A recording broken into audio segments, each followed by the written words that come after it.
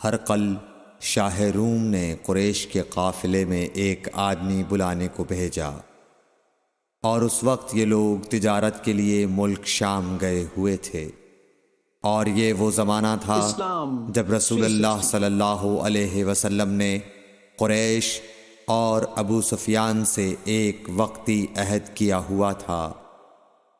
جب ابو سفیان اور دوسرے لوگ ہرقل کے پاس ایلیا پہنچے جہاں ہرقل نے دربار طلب کیا تھا، اس کے گرد روم کے بڑے بڑے لوگ، علماء، وزراء و امراء بیٹھے ہوئے تھے۔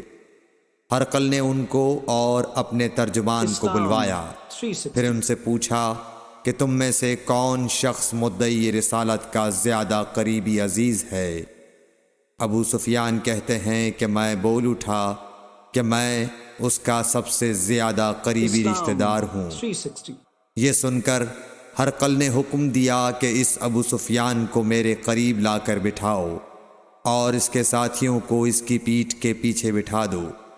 پھر اپنے ترجمان سے کہا کہ ان لوگوں سے کہہ دو کہ میں ابو سفیان سے اس شخص یعنی محمد صلی اللہ علیہ وسلم کے حالات پوچھتا ہوں، اگر یہ مجھ سے کسی بات میں جھوٹ بول دے تو تم اس کا جھوٹ ظاہر کر دینا۔ ابو سفیان کا قول ہے کہ خدا کی قسم اگر مجھے یہ غیرت نہ آتی کہ یہ لوگ مجھ کو جھٹلائیں گے تو میں آپ صلی اللہ علیہ وسلم کی نسبت ضرور غلط گوئی سے کام لیتا۔ خیر، پہلی بات جو ہرقل نے مجھ سے پوچھی وہ یہ کہ اس شخص کا خاندان تم لوگوں میں کیسا ہے؟ میں نے کہا وہ تو بڑے اونچے عالی نسب والے ہیں۔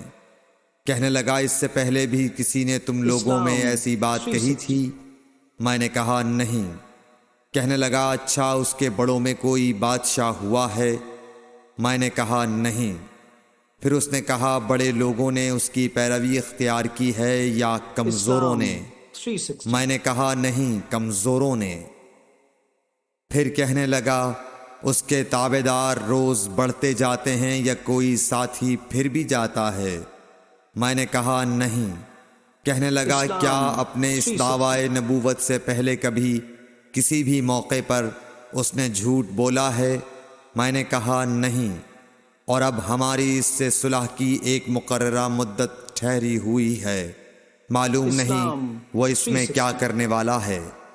ابو سفیان کہتے ہیں میں اس بات کے سوا اور کوئی جھوٹ اس گفتگو میں شامل نہ کر سکا۔ ہرقل نے کہا کیا تمہاری اس سے کبھی لڑائی بھی ہوئی ہے؟ ہم نے کہا کہ ہاں۔ بولا پھر تمہاری اور اس کی جنگ کا کیا حال ہوتا ہے؟ میں نے کہا لڑائی ڈول کی طرح ہے، کبھی وہ ہم سے میدان جنگ جیت لیتے ہیں اور کبھی ہم ان سے جیت لیتے ہیں۔ ہرقل نے پوچھا وہ تمہیں کس بات کا حکم دیتا ہے؟ میں نے کہا وہ کہتا ہے کہ صرف ایک اللہ ہی کی عبادت کرو، اس کا کسی کو شریک نہ بناؤ، اور اپنے باپ دادا کی شرک کی باتیں چھوڑ دو، اور ہمیں نماز پڑھنے، سچ بولنے، پرہیزگاری اور صلہ رحمی کا حکم دیتا ہے۔ یہ سب سن کر پھر ہرقل نے اپنے ترجمان سے کہا کہ ابو سفیان سے کہہ دے کہ میں نے تم سے اس کا نسب پوچھا تو تم نے کہا کہ وہ ہم سے عالی نسب ہے، اور پیغمبر اپنی قوم میں عالی نسب ہی بھیجے جایا کرتے ہیں۔ میں نے تم سے پوچھا کہ دعوی نبوت کی یہ بات تمہارے اندر اس سے پہلے کسی اور نے بھی کہی تھی؟ تو تم نے جواب دیا کہ نہیں۔ تب میں نے اپنے دل میں کہا کہ اگر یہ بات اس سے پہلے کسی اور نے کہی ہوتی تو میں سمجھتا کہ اس شخص نے بھی اسی بات کی تقلید کی ہے جو پہلے کہی جا چکی ہے۔ میں نے تم سے پوچھا کہ اس کے بڑوں میں کوئی بادشاہ بھی گزرا ہے؟ تو تم نے کہا کہ نہیں۔ تو میں نے دل میں کہا کہ ان کے بزرگوں میں سے کوئی بادشاہ ہوا ہوگا تو کہہ دوں گا کہ وہ شخص اس بہانے اپنے آباء و اجداد کی بادشاہت اور ان کا ملک دوبارہ حاصل کرنا چاہتا ہے۔ اور میں نے تم سے پوچھا کہ اس بات کے کہنے یعنی پیغمبری کا دعویٰ کرنے سے پہلے تم نے کبھی اس کو دروغ گوئی کا الزام لگایا ہے؟ تم نے کہا کہ نہیں۔ تو میں نے سمجھ لیا کہ جو شخص آدمیوں کے ساتھ دروغ گوئی سے بچے وہ اللہ کے بارے میں کیسے جھوٹی بات کہہ سکتا ہے؟ اور میں نے تم سے پوچھا کہ بڑے لوگ اس کے پیرو ہوتے ہیں یا کمزور آدمی؟ تم نے کہا کمزوروں نے اس کی اتباع کی ہے، تو دراصل یہی لوگ پیغمبروں کے متبعین ہوتے ہیں۔ اور میں نے تم سے پوچھا کہ اس کے ساتھی بڑھ رہے ہیں یا کم ہو رہے ہیں؟ تم نے کہا کہ وہ بڑھ رہے ہیں، اور ایمان کی کیفیت یہی ہوتی ہے حتیٰ کہ وہ کامل ہو جاتا ہے۔ اور میں نے تم سے پوچھا کہ آیا کوئی شخص اس کے دین سے ناخوش ہو کر مرتد بھی ہو جاتا ہے؟ تم نے کہا نہیں۔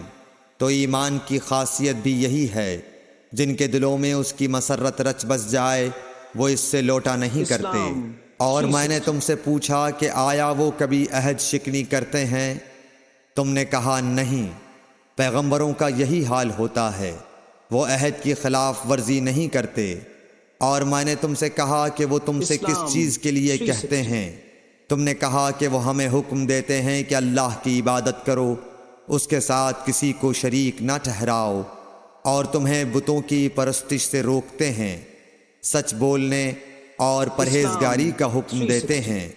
لہٰذا اگر یہ باتیں جو تم کہہ رہے ہو سچ ہیں تو ان قریب وہ اس جگہ کا مالک ہو جائے گا کہ جہاں میرے یہ دونوں پاؤں ہیں۔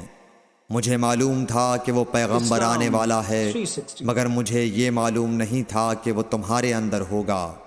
اگر میں جانتا کہ اس تک پہنچ سکوں گا تو اس سے ملنے کے لیے ہر تکلیف گوارا کرتا۔ اگر میں اس کے پاس ہوتا تو اس کے پاؤں دھوتا۔ ہرقل نے رسول اللہ صلی اللہ علیہ وسلم کا وہ خط منگایا جو آپ نے وحیہ کلبی رضی اللہ تعالیٰ عنہ کے ذریعے حاکم بصرہ کے پاس بھیجا تھا، اور اس نے وہ ہرقل کے پاس بھیج دیا تھا۔ پھر اس کو پڑھا تو اس میں لکھا تھا، اللہ کے نام کے ساتھ جو نہایت مہربان اور رحم والا ہے۔ اللہ کے بندے اور اس کے پیغمبر محمد صلی اللہ علیہ وسلم کی طرف سے یہ خط ہے شاہ روم کے لیے۔ اس شخص پر سلام ہو جو ہدایت کی پیروی کرے۔ اس کے بعد میں آپ کے سامنے دعوت اسلام پیش کرتا ہوں۔ اگر آپ اسلام لے آئیں گے تو دین و دنیا میں سلامتی نصیب ہوگی، اللہ آپ کو دوہرا ثواب دے گا۔ اور اگر آپ میری دعوت سے روگردانی کریں گے تو آپ کی رعایا کا گناہ بھی آپ ہی پر ہوگا۔ اور اے اہل کتاب، ایک ایسی بات پر آ جاؤ جو ہمارے اور تمہارے درمیان یکساں ہے، وہ یہ کہ ہم اللہ کے سوا کسی کی عبادت نہ کریں اور کسی کو اس کا شریک نہ ٹھہرائیں، اور نہ ہم میں سے کوئی کسی کو خدا کے سوا اپنا رب بنائے۔ پھر اگر وہ اہل کتاب اس کتاب سے منہ پھیر لیں تو مسلمانوں، تم ان سے کہہ دو کہ تم مانو یا نہ مانو، ہم ایک خدا کے اطاعت گزار ہیں۔ ابو سفیان کہتے ہیں، جب ہرقل نے جو کچھ کہنا تھا کہہ دیا اور خط پڑھ کر فارغ ہوا تو اس کے ارد گرد بہت شور و غوغا ہوا، بہت سی آوازیں اٹھیں اور ہمیں باہر نکال دیا گیا۔ تب میں نے اپنے ساتھیوں سے کہا کہ ابو کبشہ کے بیٹے حضرت صلی اللہ علیہ وسلم کا معاملہ تو بہت بڑھ گیا۔ دیکھو تو اس سے بنی اصفر روم کا بادشاہ بھی ڈرتا ہے۔ مجھے اس وقت سے اس بات کا یقین ہو گیا کہ حضور صلی اللہ علیہ وسلم ان قریب غالب ہو کر رہیں گے، حتیٰ کہ اللہ نے مجھے مسلمان کر دیا۔